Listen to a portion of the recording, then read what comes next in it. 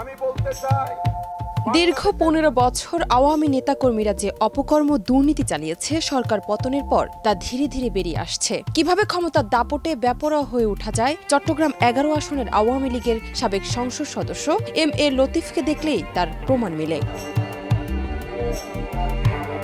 একজন সাধারণ ব্যবসায়ী থেকে হয়ে উঠেছেন প্রভাবশালী নেতা। ২০১৪, ২০১৮, ২০২৪ সালে কখনো বিনা ভোটে আবার কখনো কেন্দ্র দখল করে নৌকার টিকিটে জিতে যান লতিফ। সংসদ সদস্য নির্বাচিত হওয়ার পর থেকে একের পর এক জড়িয়ে পড়েন নানা বিতর্কে। ২০০৯ সালে তিনি চট্টগ্রাম বন্দরের একজন ঊর্ধ্বতন কর্মকর্তার সঙ্গে দুর্ব্যবহার করে খবরের শিরোনাম হয়েছিলেন। এরপর পতেঙ্গায় ২ পুলিশ কর্মকর্তাকে লাঞ্ছিত এবং বিমানের ফ্লাইটে পুলিশের এক ঊর্ধ্বতন কর্মকর্তার সঙ্গেও দুর্ব্যবহার করেছিলেন তিনি। চট্টগ্রাম বন্দর, water transport cell, Chittagong chamber of commerce and industry সহ ব্যবসা সংগঠনের সব জায়গায় ছিল তার একক আধিপত্য।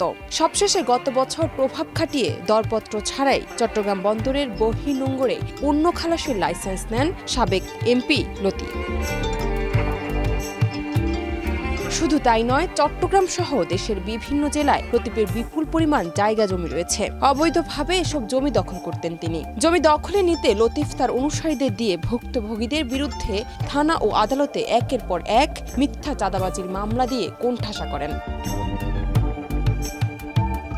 ২০১৩ সালের পর চট্টগ্রাম চেম্বারে আর কোনো নির্বাচন হয়নি। লতিফ নিজেই নির্বাচনের আগে নিজের পছন্দ অনুযায়ী বিভিন্ন শিল্প প্রতিষ্ঠানে প্রার্থী ঠিক করতেন। কেউ প্রতিবাদ করলে পরবর্তী নির্বাচনে কৌশলে বাদ পড়ে যেতেন।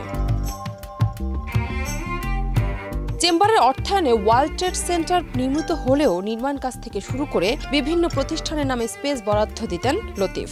চেম্বার ছিল ব্যক্তিগত প্রতিষ্ঠানের মতো। চেম্বারের পুরনো ভবনটিও রেখেছিলেন নিজের দখলে। আন্তর্জাতিক বাণিজ্য মেলার স্টল বরাদ্দের নামে প্রতি বছর কোটি টাকার বাণিজ্য করেছেন লতিফ। তার রাজনৈতিক কার্যক্রমও চলত চেম্বারের হলরুমে। ডেস্ক রিপোর্ট, দেশ রূপান্তর।